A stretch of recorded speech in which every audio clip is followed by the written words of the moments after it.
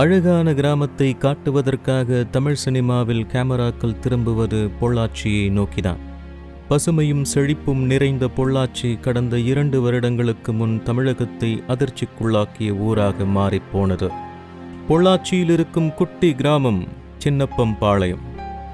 ஆழ்நடமாட்டம் அதிகமில்லாத அமைதியான கிராமம். இந்த கிராமத்தின் நடுவில் இருக்கிறது ஒரு தனி வீடு.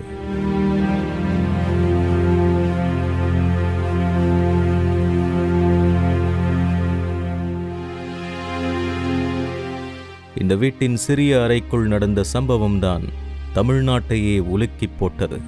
அழுகையும் விம்மலும் கெஞ்சலுமாக அந்த அறைக்குள் போராடிய ஒரு இளம் பெண்ணின் கதறல்.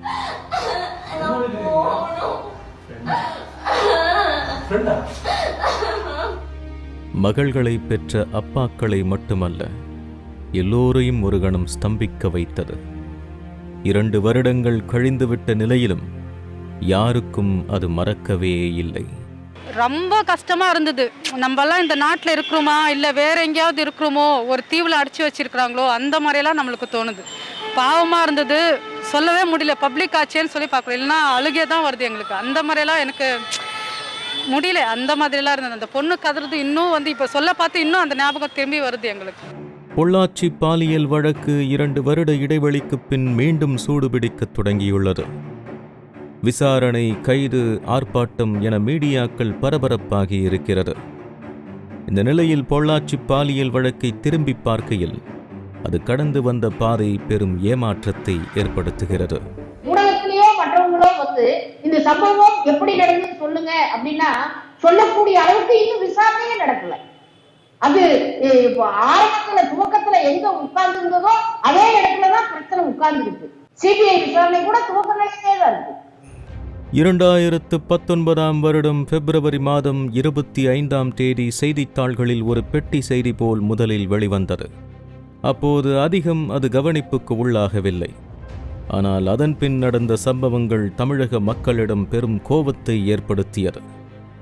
அமைதியான பொள்ளாச்சி மக்களை கொதித்தெழ வைத்தது. பெரும் கூட்டமாய் வன்முறையில் இறங்கினார்கள். வட இந்திய அரசியலுக்கும் தமிழக அரசியலுக்கும் உள்ள வித்தியாசமே பெண்களை நடத்தும் விதம்தான். பெண்களுக்கு எதிரான குற்றங்கள் நடக்கும்போது அந்த குற்றவாளிகளுக்கு எந்தவித ஆதரவையும் தமிழக அரசியல் கட்சிகள் எடுக்காது. ஆனால் முதன்முறையாக இந்த வழக்கில் குற்றவாளிகளுக்கு ஆதரவு நிலைப்பாட்டை அரசு எடுப்பது போல் தெரிந்தது. அதுவே மக்களை இந்த வன்முறைக்கு தள்ளியது. கல்லூரி மாணவி ஒருவரின் புகாரிலிருந்தே இந்த வழக்கு தொடங்கியது. நண்பர்களாக அறிமுகமான 4 ஆண்கள் காருக்குள் வைத்து தன்னிடம் தவறாக நடக்க முற்பட்டதாகவும், தன் மேலாடையை கழற்றி வீடியோ எடுத்ததாகவும், அந்த வீடியோவை வைத்து தன்னை மிரட்டுவதாகவும் அந்த புகார் நீண்டது. இதுபோன்ற சம்பவங்களால் பாதிக்கப்பட்ட பெண்கள் பெரும்பாலும் வெளி உலகிற்கு வருவதே இல்லை. ஆனால் துணிச்சலாக காவல் நிலையம் வந்திருந்தார் அந்த பொள்ளாச்சி பெண். தனக்கு இழைக்கப்பட்ட அநீதிக்கு பதில் கிடைக்கும் என காத்திருந்த அந்த இளம் பெண்ணிற்கு மீண்டும் அநீதியே நடந்தது. பணம் பறிக்கிறதெல்லாம் சொல்லியிருக்க மாட்டா. ஏன்னா யூஸ்வலாக மெயினாக அந்த வீடியோ எடுத்து அதை இது, ஏன்னா ஒன்றும் பெரிய பணக்காரி மாதிரி இடம் தெரியல அந்த பொண்ணு. பட் அது வேணும்னு ஆட் பண்ணியிருக்கிறாங்க. அந்த பணம் பறிக்கிற கேஸாக மாற்றி அந்த கேஸை பண்ணுறாப்புல ஒரு பொடி வச்சு அந்த கம்ப்ளைண்ட்டை வாங்கியிருக்கிறாங்க. மெயினானா ரேப்புன்னு வந்துடும். அதுதான் ரேப்பு இன்னும் போடாமல் இதை போல் அசால்ட்டு, செக்ஷுவல் அசால்ட்டு அப்படி இப்படின்னு விட்டால் மேஜர் அஃபென்ஸ் இல்லாமல் மைனர் அஃபென்ஸை போட்டு கேஸை ரிஜிஸ்டர் பண்ணிடுறாங்க. பொதுவாக பாலியல் குற்றச்சாட்டுகள் சம்பந்தமாக புகார் கொடுக்கும் பெண்களை பற்றிய விவரங்கள் ரகசியமாக வைக்கப்படும்.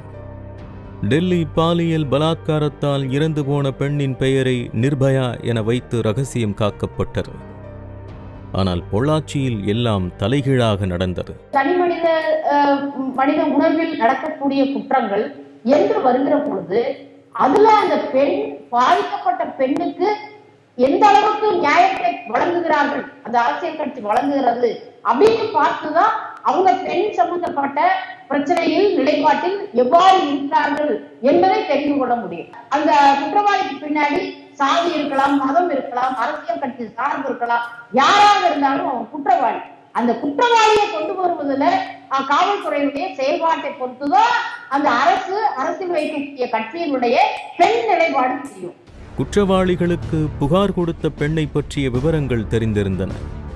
அதனாலேயே பயந்து ஒளிவதற்கு பதில் புகார் கொடுத்த பெண்ணின் அண்ணனுக்கு கொலை மிரட்டல் விட்டனர்.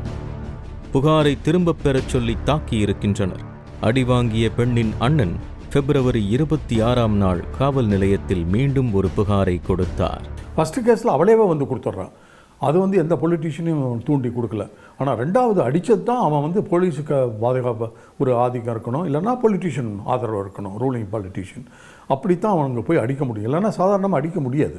அப்படி அடித்த பிறகு அந்த கேஸையும் இன்வால்வ் பண்ணி சிபிசிஐடிக்காரங்க நல்லா பண்ணுறாங்க. அவங்கள குறைய சொல்லக்கூடாது, உடனே இன்வெஸ்டிகேட் பண்ணி அரெஸ்ட் பண்ணுறாங்க. யார் பேர் கொடுத்தாலும் அவங்கள எல்லாத்தையும் அரெஸ்ட் பண்ணுறாங்க. ஆனால் இந்த அடித்த கேஸில் மாத்திரம் அரெஸ்ட் பண்ணல. சிபிசிஐடிக்காரன் அடித்த கேஸு அரெஸ்ட் பண்ணலை. ஏன்னா அடித்த கேஸ் எடுத்தால் தான் அந்த மேலே இருக்கிற கனெக்ஷன் வரும். முக்கியமாக பார்த்திருக்க வேண்டிய மிரட்டல் வழக்கை சாதாரணமாகவே கையாண்டது காவல்துறை. அதன் விளைவுகள் அடுத்தடுத்த நாட்களில் தெரிய ஆரம்பித்தது. கல்லூரி மாணவி கொடுத்த புகாரின் அடிப்படையில் சபரிராஜன், சதீஷ், வசந்தகுமார் கைது செய்யப்பட்டனர். முக்கிய குற்றவாளியாக சொல்லப்பட்ட திருநாவுக்கரசு மட்டும் தலைமறைவாக இருந்தார். அதேபோல் கல்லூரி மாணவியின் சகோதரனை தாக்கிய வழக்கில் அதிமுக கட்சியை சேர்ந்த பார் நாகராஜன் மற்றும் அவன் கூட்டாளிகள் கைது செய்யப்பட்டனர். இது பொள்ளாச்சி பாலியல் வழக்கில் பெரிய ஆட்கள் சம்பந்தப்பட்டிருக்கலாம் என்ற சந்தேகத்தை வரவழைத்தது. திருநாவுக்கரசு, சபரி சம்மந்தப்பட்ட வழக்கு தொடர்றதுக்கு நாங்கள் வந்து பார்த்தீங்கன்னா இந்த வழக்கு தொடருக்கு எனக்கு உதவியாக இருந்தது. என்னோட அனைத்து கட்சி நண்பர்களும் எனக்கு உதவியாக இருந்தாங்க. நாங்கள் வந்து எங்களோட சுயநலத்துக்காகவோ எதுக்காகவோ வந்து இந்த வழக்கு நாங்கள் போடலை. இன்றைக்கி என்னோடய தங்கச்சி பாதிக்கப்பட்டிருக்குது. இதே மாதிரி வேறு எந்த ஒரு கல்லூரி மாணவிகளும் இதனால் பாதிக்கப்படக்கூடாது அப்படிங்கிற ஒரு நல்ல எண்ணத்தோடு தான் இந்த வழக்கை வந்து நாங்கள் தொடர்ந்துருக்கிறோம். என்னோடய தங்கச்சியும் என்னோடய குடும்பமும் ரொம்ப பாதிக்கப்பட்டிருக்காங்க, ரொம்ப மன உளைச்சலுக்கு ஆளாயிருக்காங்க. இதனால் இந்த வதந்தி பரப்புற சிலர்னால என் தங்கச்சிக்கோ என்னோடய குடும்பத்துக்கோ ஏதாவது உயிரிழப்பு ஏற்பட்டுச்சு அப்படின்னா அதுக்கு வந்து காரணம் அவங்க தான். கல்லூரி மாணவி காவல் நிலையம் வந்து புகார் கொடுத்ததுதான் 24ஆம் தேதி. ஆனால் அந்த பெண்ணை காருக்குள் வைத்து துன்புறுத்தியது 12ஆம் தேதி. அதன்பின் கல்லூரி மாணவி வீட்டுக்குச் சென்று தனக்கு நடந்த கொடுமையை சொல்லியிருக்கிறார். இதனால் ஆத்திரமடைந்த பெண்ணின் அண்ணன் மற்றும் உறவினர்கள் திருநாவுக்கரசு மற்றும் சபரிராஜனை பிடித்து விசாரித்தனர். அந்த வீடியோ பின்னாட்களில் வெளிவந்தன. அதில் பார் நாகராஜனுக்கு தொடர்பு இருப்பதை திருநாவுக்கரசே சொல்கிறான். நானு, சதீஷ், நாகராஜன் எல்லாருமே சேர்ந்து உன்னை அடிச்சு அதை வாங்கினேன். எது வாங்கின? வீடியோலாம். என்ன வீடியோ? யார் பேரு என்ன ஏதுன்னு சொல்லு. சபரியோட வீடியோ. சபரியோட வீடியோ யார் கூட? எல்லா பொண்ணும் கூட இருந்தான். சரி. அந்த நீங்க என்ன பண்ணீங்க? நாங்க ஒண்ணுமே பண்ணல. சத்தியம் ஒண்ணும் பண்ணல. நீ எதுவுமே டேய் சபரி, இவன் ஏதோ ஒண்ணு இல்ல பண்ணிருக்கான். என்ன பண்ணிருக்கான்? நான் நிறைய இப்படி வா. என்ன பண்ணிருக்கான்? திருநாவுக்கரசு பார் நாகராஜன் பெயரை சொன்னாலும் முதல் தகவல் அறிக்கையில் கூட பார் நாகராஜன் பெயர் சேர்க்கப்படவில்லை. எந்த எதிர்ப்பும் இல்லாமல் எளிதாக ஜாமீனில் வெளியே வந்தான். தோரணையாக மீடியாக்களிலும் பேட்டியும் கொடுத்தான். பாருங்க, நான் மிரட்டனா இல்லையானே நான் என்ன கேட்கறத விட பாதிக்கப்பட்ட பொண்ணோட அண்ணங்கிட்ட கேளுங்க. இப்படி பார் நாகராஜ் வந்து உன்னை மிரட்டினாராப்பா, இல்லை அந்த பையன் கூட இருக்கிற ஒரு புகாருக்கு அந்த பையன் கொடுக்க வரானா, அவங்க கூட 4-5 பசங்க இருப்பாங்க, அவங்ககிட்டயும் கேளுங்க. பார் நாகராஜ் உங்களை வந்து மிரட்டினாரா, இது விஷயமா நீ கம்ப்ளைண்ட் கொடுக்கக்கூடாது, கம்ப்ளைண்ட் கொடுத்தவன அதை பண்ணி மிரட்டினா கேளுங்க. அவர் சொல்லட்டும், ஆமா என்ன மிரட்டினான்னு சொல்லிட்டு சட்டம் கொடுக்குற தண்டனை நான் ஏற்றுக்கிறேன். குற்றத்தில் தொடர்பு இருப்பதாய் சந்தேகப்படுபவனுக்கு, புகார் கொடுத்தவர்களுக்கே கொலை மிரட்டல் விடுத்தவனுக்கு அடுத்த நாள் எப்படி ஜாமீன் கொடுக்கப்பட்டது? பாதிக்கப்பட்டவர்களையே மிரட்டியவன் சாட்சிகளை மிரட்ட மாட்டானா? பெண்களை பார் நாகராஜன் கொலை செய்து விடுவதாய் மிரட்டும் சில ஆடியோக்கள் அவன் சாட்சிகளை மிரட்டுவான் என்பதை உறுதிப்படுத்தியது. பொள்ளாச்சியில இருந்து பேசுறோமா, தெரியுதா நான் யாருன்னு? உங்க பேரு? உங்கள்கிட்ட பேசுறோம், பேர்லாம் சொல்லிட்டு தான் பேசணுமோ? ஆமா, யாருன்னு எப்படி நாங்க பேச முடியும்? யாருன்னு தெரியாதவங்கள்ட்ட எப்படி பேசுறது? சரி, தினேஸ்வர் தானே நீனு? ஆமா. என்னமோ ஆமான்னு என்னமோ இழுத்து மாதிரி பேசுறேன், ஆமான்னு. சரி, பொள்ளாச்சியில என்னது சம்பத்து பேர்லயும் கோயிலா பேர்லயும் வந்து கொடுத்த இது நம்ம கேஸ் இருக்குல்ல, அதை வந்து ஒரு நாள் வாபஸ் பண்ணேன். வாபஸ் வாங்கிட்டு அந்த வீடியோ எடுத்து தெரியுமா, அந்த வீடியோ வந்து டெலீட் பண்ற, சரியா? சும்மா வச்சுட்டு சீன்லாம் காட்டக்கூடாது உங்கள்கிட்ட. நான் என்ன வீடியோ எடுத்தேன்? நான் வீடியோலாம் எதுவும் எடுக்கலையே. என்ன வீடியோலாம் எதுவும் எடுக்கலன்னு சொல்ற? பேசுறது யாருன்னு தெரியுது இல்ல? யாரு? யாரா? பொள்ளாச்சி வந்து கேளு. பார் நாகராஜன் யாருன்னு சொல்லுவானுங்க. ஜாமீனில் வெளிவந்த பார் நாகராஜன் அதே ஆண்டு ஜூன் மாதம் இன்னொரு அடிதடி வழக்கில் கைது செய்யப்பட்டார். இப்படியான ரவுடியை தங்கள் கட்சியிலிருந்து நீக்கி தங்களுக்கு பாலியல் வழக்கில் சம்பந்தம் இல்லை என காட்டிக்கொண்டது அதிமுக. 60 பெண்கள் வந்து பலாத்காரம் செய்யப்பட்டு 250 வீடியோ வந்து காவல்துறை கையில் இருக்கிறதா சொல்லப்படுது. ஆனால் குறைவான நபர்கள் தான் கைது செய்யப்பட்டிருக்கிறாங்க. முக்கியமான நபர்கள் வந்து கைது செய்யப்படவில்லைன்னு சொல்லி பொதுமக்கள் அச்சப்படுறாங்க. பாதிக்கப்பட்ட பெண்கள் வந்து காவல்துறை நியாயமாக இருந்தால் மட்டுமே நேரடியாக வந்து புகார்தாரருக்கு வாய்ப்பு இருக்குது. ஆனால் வீடியோவில் இருக்கிற ஆதாரத்தை வச்சே காவல்துறை நடவடிக்கை எடுக்கலாம் அப்படிங்கிறது தான் சமூக ஆர்வலர்களுடைய கருத்து. கூட்டாளிகள் 3 பேர் கைது செய்யப்பட்ட நிலையில் திருநாவுக்கரசு மட்டும் சில நாட்கள் தலைமறைவாக இருந்தார். அப்போது ஒரு ஆடியோவையும் சில நாட்கள் கழித்து ஒரு வீடியோவையும் வெளியிட்டான் திருநாவுக்கரசு. பெண்களை மிரட்டி பாலியல் பலாத்காரம் செய்த குற்றத்தில் பெரிய ஆட்களின் தொடர்பு இருக்கிறது என பகிரங்கமாக சொல்லியிருந்தான். 2 நாளைக்கு முன்னாடி ஒரு பொண்ணு கேஸ் கொடுத்தாங்கன்னு சொன்னாங்க. அது முற்றிலும் பொய்யானது. அதில் முக்கியமான கட்சிக்காரங்கள் எல்லா இதுவும் இருக்குது. நான் பெரும் உண்மையை சொல்ல போகிறேன். அதுக்கு உங்கள் எதிர்கட்சி தலைவர் சப்போர்ட்டும், மீடியா சப்போர்ட்டும், அட்வொகேட் சார் சப்போர்ட்டும், நீதிபதி சப்போர்ட்டும் கண்டிப்பாக எனக்கு வேணும். அதுக்கு எனக்கு உயிரே போனாலும் பரவாயில்ல. 2 நாளைக்கு முன்னாடி ஒரு பொண்ணு கேஸ் கொடுத்தாங்கன்னு சொன்னாங்க. அது முற்றிலும் பொய்யானது. அதில் முக்கியமான கட்சிக்காரங்கள் எல்லா இதுவும் இருக்குது. நான் பெரும் உண்மையை சொல்ல போகிறேன். அதுக்கு உங்கள் எதிர்கட்சி தலைவர் சப்போர்ட்டும், மீடியா சப்போர்ட்டும், அட்வொகேட் சார் சப்போர்ட்டும், நீதிபதி சப்போர்ட்டும் கண்டிப்பாக எனக்கு வேணும். அதுக்கு எனக்கு உயிரே போனாலும் பரவாயில்ல. திருநாவுக்கரசு இந்த வீடியோவை வெளியிட்ட அடுத்த நாளே அவனை திடீரென கைது செய்தது காவல்துறை. இனிமேல் எல்லா உண்மைகளும் வெளிவந்துவிடும் என காத்திருந்தவர்களுக்கு பெரும் அதிர்ச்சி. திருநாவுக்கரசு கைது செய்யப்பட்ட நாளிலிருந்து இதுவரை அவன் வாய் அடைக்கப்பட்டே இருக்கிறது. அவன் சொல்லிய முக்கிய புள்ளிகள் யார் என்பது வெளியிடப்படவே இல்லை. கைது செய்யப்பட்டவர்களை 15 நாட்களுக்குள் காவலில் எடுத்து விசாரிக்க வேண்டும் என்பது தெரிந்திருந்தும் வேண்டுமென்றே அதற்கு மனு கூட போடாமல் நாடகமாடினர். பொள்ளாச்சி பாலியல் வழக்கில் துணை சபாநாயகராக இருக்கும் பொள்ளாச்சி ஜெயராமன் பையன் பிரவீனுக்கு தொடர்பு இருப்பதாய் சொல்லப்பட்டது. குற்றவாளிகளுடன் பிரவீன் இருக்கும் புகைப்படங்கள் வெளிவந்தன. ஆனால் அரசியல்வாதிகளின் வாரிசுகளுக்கு எந்த தொடர்பும் இல்லை என எந்த விசாரணையும் செய்யாமலேயே சொல்லிக்கொண்டே இருந்தனர் காவல்துறையினர். அரசியல்வாதிகள் சம்பந்தப்பட்டிருப்பதாகவும் அது தொடர்புடைய இன்னும் சிலர் சம்பந்தப்பட்டிருப்பதாகவும் உள்நோக்கத்துடன் செய்திகள் பரப்பப்படுகின்றன. அது தவறான செய்திகளாகும். திருப்பூர் மாவட்டம் சாமளாபுரத்தில் மதுக்கடைகளை மூடக்கோரி பெண்கள் போராடிக் கொண்டிருந்தனர். அப்போது போராடிய ஒரு பெண்ணை நடுரோட்டில் வைத்து கன்னத்தில் ஓங்கி அடித்தார் பாண்டியராஜன். மிருகத்தை அடிப்பதை விட மோசமாக அடித்தார். இந்த காட்சி ஆங்கில ஊடகங்களிலும் வெளியாகி இந்தியா முழுவதும் பரவியது.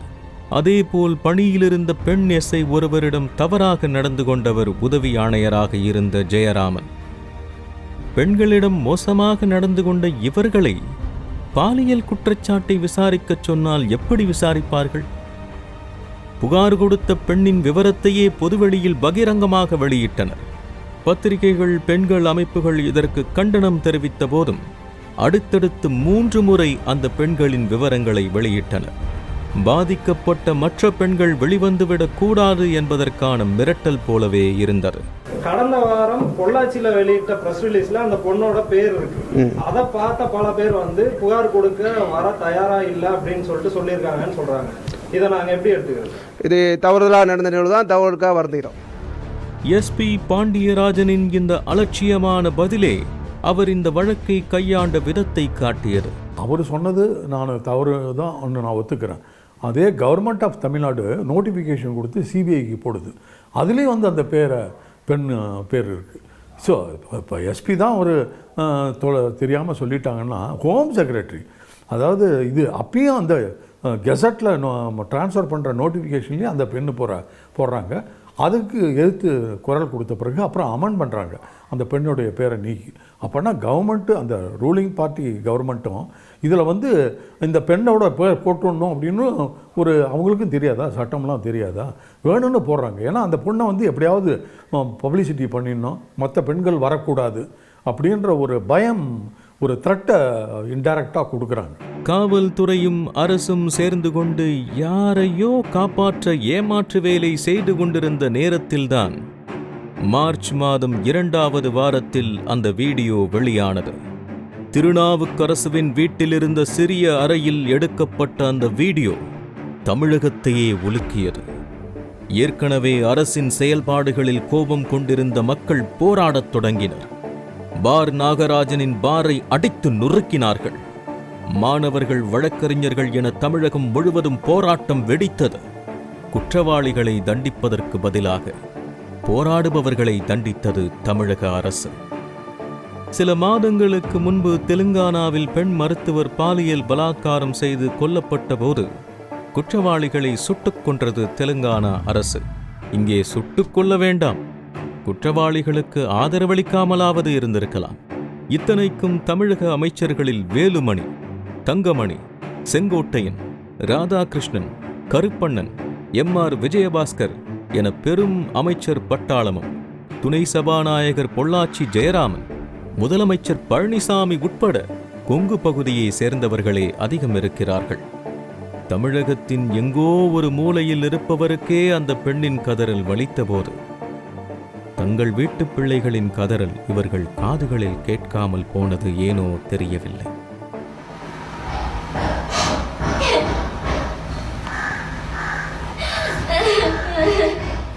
மக்களின் போராட்டம், நீதிமன்றத்தின் கண்டனங்களுக்கு பின்னர் வழக்கை சிபிஐ விசாரணைக்கு மாற்றி ஒதுங்கிக் கொண்டது தமிழக அரசு. ஆனாலும் எதையோ மறைக்க முயன்றது.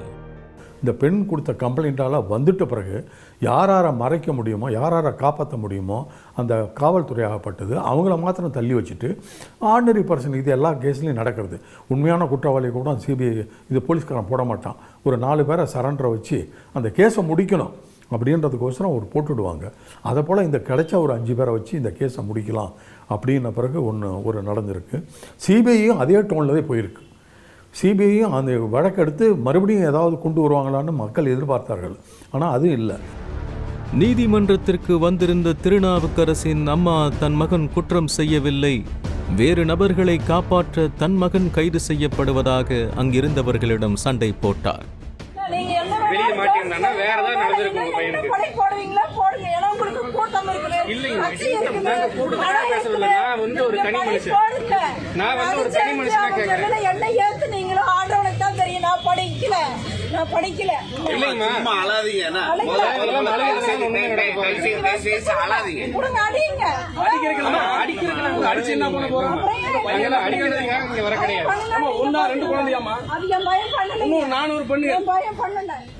ஆனால் திருநாவுக்கரசுவுக்கும் தொடர்பு இருப்பதை அடுத்து வந்த வீடியோக்கள் காட்டியது. கல்லூரி மாணவியின் புகாருக்கு பின்னரே இந்த விஷயங்கள் வெளி உலகிற்கு தெரிய வந்தன. ஆனால் அதற்கு முன்பே பல பெண்களோடு எடுத்த வீடியோக்கள் அவர்களின் செல்போனில் இருக்கின்றன. அப்படியானால் பல வருடங்கள் இந்த பலாத்கார சம்பவத்தை அவர்கள் தொடர்ந்திருப்பது போலவே தெரிகிறது. சில வருடங்களுக்கு முன் பொள்ளாச்சி ஜெயராமனின் மகன் பிரவீனின் கார் விபத்துக்குள்ளானது. அப்போது காரில் இருந்த 4 பெண்களில் ஒரு பெண் இறந்து போனார். அதற்கும் இந்த பாலியல் வழக்கிற்கும் தொடர்பு இருப்பதாகவே சொல்கின்றனர். இவர்களிடமிருந்து தப்பிக்கவே அந்த பெண் காரிலிருந்து குதித்திருக்கலாம், அதனால் இறந்து போயிருக்கலாம் என செய்திகள் வந்தன. ஆனால் அதை நோக்கி விசாரணை நடந்தது போலவே தெரியவில்லை. பொள்ளாச்சி சுற்றுவட்டார பகுதிகளில் சில வருடங்களாக நிறைய பெண்கள் தற்கொலை செய்து கொண்டதாய் சொல்லப்படுகிறது. அந்த தற்கொலைகளுக்கும் இந்த குற்றவாளிகளுக்கும் தொடர்பிருக்கலாம் என சந்தேகப்படுகின்றனர் மக்கள். இத்தனை சந்தேகங்கள் மக்களிடம் இருந்தும் 2 வருடங்களாக சிபிஐ விசாரணையில் எந்த முன்னேற்றமும் ஏற்படாமல் இருந்தன. தமிழக முதலமைச்சர் பழனிசாமியும் இது பற்றி பேசவே இல்லை. எல்லாம் முடிந்து போனது, மக்கள் அனைத்தையும் மறந்து போயிருப்பார்கள் என நினைத்திருப்பார் போலும். தன்னை பெண்களின் காவலர் என்று சொல்லி எல்லா பத்திரிகையிலும் பெரும் விளம்பரம் வெளியிட்டார். ஆனால் விளம்பரம் வெளியிடப்பட்ட அன்றே பொள்ளாச்சி வழக்கில் மேலும் 3 பேரை கைது செய்தது சிபிஐ. வேறு யாரும் குற்றவாளிகள் இல்லை என அரசு சொல்லி வந்த நிலையில் அவர்கள் கட்சியை சேர்ந்தவர்களே கைது செய்யப்பட்டிருப்பது அரசின் அவலத்தை காட்டியது. மேலும் ஒட்டுமொத்த தமிழகமும் எதிர்த்த போதும் இந்த 3 பேரை காப்பாற்றவா அரசு போராடியது என நினைக்கையில் நம்ப முடியவில்லை. தங்களுக்கு ஆட்சியை கொடுத்தவர்களையே திரும்பி கூட பார்க்காதவர்கள் பார் நாகராஜனுக்காகவா நிற்கப் போகிறார்கள்? வேறு யாரையோ காப்பாற்ற போராடுகிறார்கள் என்பது தெளிவாக தெரிந்தது. சிபிஐ 3 கைது செய்த பின்னர் இனி இந்த வழக்கில் உண்மையான குற்றவாளிகள் பிடிபட்டு விடுவார்கள் என நினைத்திருந்தனர் மக்கள். ஆனால் சிபிஐ நடவடிக்கையிலும் சந்தேகத்தை எழுப்புகிறார் முன்னாள் சிபிஐ அதிகாரியான ரகோத்தமன். என் கேஸில் பல கேஸில் க்ளோஸ் பண்ணி சொல்லிடுவாங்க, அதுக்கப்புறம் அப்படியே இருக்கட்டும்னுவாங்க. வேணும்னும் போது இல்லை அந்த கேஸ் பண்ணி அந்த அக்யூஸ்டை பிடி அப்படின்னு மறுபடியும் இன்ஸ்ட்ரக்ஷன் வரும், காலம் தாழ்த்தி வரும். ஆனால் எந்த டைமு ஏன் அப்படின்றதெல்லாம் நாங்கள் கேட்கக்கூடாது. ஆர்டர் வந்த உடனே நம்ம ஆகவே இந்த அஃபிஷியல்ஸை பற்றி நம்ம கம்ப்ளைண்ட் பண்ணக்கூடாது. அவங்க என்ன பண்ணுறாங்களோ அதை முதல்ல முடிச்சிட்டாங்க, ரெண்டாவது பிடிக்கிறாங்க. இப்போ ரகோத்தமனின் சந்தேகத்தை நியாயப்படுத்துவது போலவே இருக்கிறது சிபிஐயின் செயல். தற்பொழுது கைது செய்யப்பட்டிருக்கும் 3 பெயரும் 2 வருடங்களுக்கு முன்னரே பத்திரிகைகளில் வந்ததுதான். அப்போது தப்பிக்க விட்டவர்களைத்தான் இப்போது கைது செய்திருக்கின்றனர். புதிதாக வழக்கில் எந்த முன்னேற்றமும் இல்லாமல் இருப்பது கேள்வியே எழுப்புகிறது. டிசம்பர் மாதம் முக்கியமான மாதம். மார்ச் 2019 எலெக்ஷனை பற்றி யாரும் பேசலை, அப்போ இன்னும் இது கிடையாது. இப்போ டிசம்பர் 2019 பார்த்தீங்கனாலே எலெக்ஷன் பேச்சு ஆரம்பிச்சிடுது. தமிழ்நாட்டு எலெக்ஷன் இப்போ வருது.